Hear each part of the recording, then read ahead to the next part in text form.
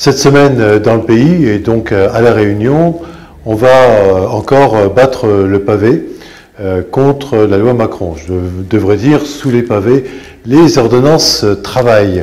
Depuis que les textes sont connus, la mobilisation n'a pas faibli, la mobilisation syndicale en premier lieu, politique en second lieu. Le jeudi 21 septembre, on défilera donc la CGTR, la FSU, l'UNEF, SAIPER, ça c'est les enseignants, et la CFDT rejoindra le cortège. D'ailleurs, son leader régional avait prévenu il y a déjà longtemps que la première mobilisation se ferait sans la CFDT, mais que son syndicat était parfaitement partie prenante pour un rassemblement unitaire après cette première manifestation. Donc ce sera le cas jeudi prochain.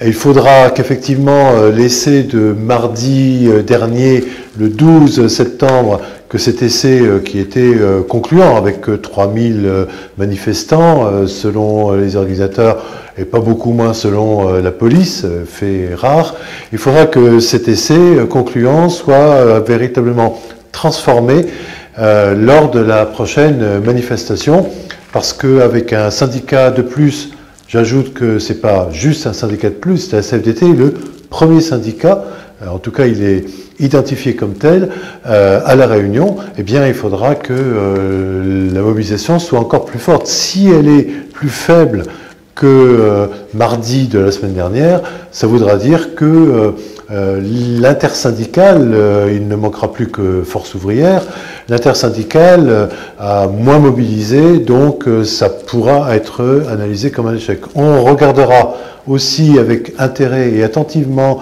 ce qu'il adviendra de la mobilisation organisée cette fois-ci par les Insoumis, la Réunion Insoumise, la France Insoumise pour ce qui concerne la métropole. Ça sera le 23 septembre.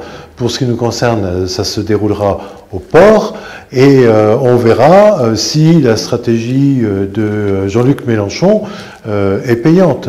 Le fait de organiser un rassemblement, une mobilisation tout seul, c'est-à-dire qu'ils se débrouillent avec leurs propres forces et ils appellent le rassemblement le plus large, mais autour de la France et de la Réunion insoumise.